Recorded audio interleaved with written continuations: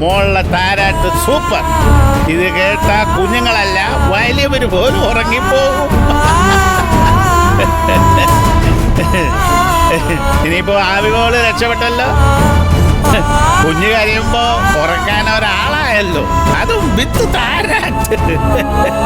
ഈ താരാട്ടെന്ന് പറയുമ്പോ പലതരമുണ്ട്. ഉദാഹരണത്തിന് ജാസി ഗിഫ്റ്റിന്റെ താരാട്ട് കേട്ടാലേ തൊട്ടി കിടക്കുന്ന കുഞ്ഞു പോലും നിലവിളിച്ചുകൊണ്ട് താഴെ ചാടി ഡാൻസ് ചെയ്യും. പക്ഷേ ഇരേമ്മൻ തമ്പിയുടെ താരാട്ട് താളേ ഉണ്ട്. ഇത് കേട്ടാലേ ഏത് കുഞ്ഞും കൂർക്കം വലിച്ചുറങ്ങും. പൊന്നേ വാവോ പൊന്നുണ്ണി വാവോ.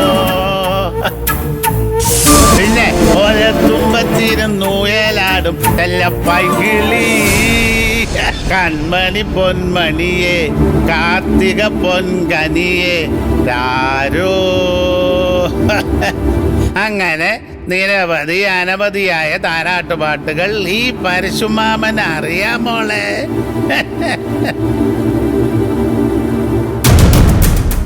ഇനി മോക്കൊരു കൈ സഹായത്തിന് ഇനി മുതൽ ഈ പരശുമാമൻ ഉണ്ടാകും മോളെ.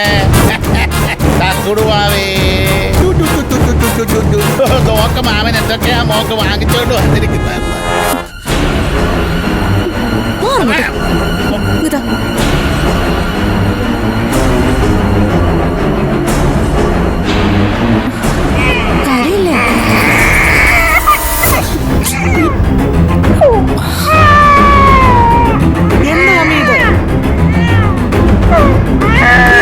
കുഞ്ഞിനെ കരയിക്കുന്നേ അത് മര്യാദക്ക് ഉറങ്ങുമല്ലായിരുന്നു. എന്റെ കുഞ്ഞല്ലേ, അത് ഉറങ്ങുകയോ ഉണരുകയോ എന്ത് വേണമെങ്കിലും ചേട്ടാ. അതിലിപ്പോ ആർക്കെവിടെ നഷ്ടം? നിന്റെ കുഞ്ഞിന്റെ കാര്യം നോക്കാൻ എനിക്കറിയാം. മാമ മുഹമ്മദേ, എരുതിയിൽ എണ്ണ ഒഴിക്കാൻ നീ ഇപ്പൊ അങ്ങോട്ട് പോകണ്ട, അവിടെ നിൽക്കൂ. പരശുരാമൻ എന്തെങ്കിലും അഭിപ്രായമുണ്ടോ? ഒരഭിപ്രായം ഉണ്ട്. എന്താ?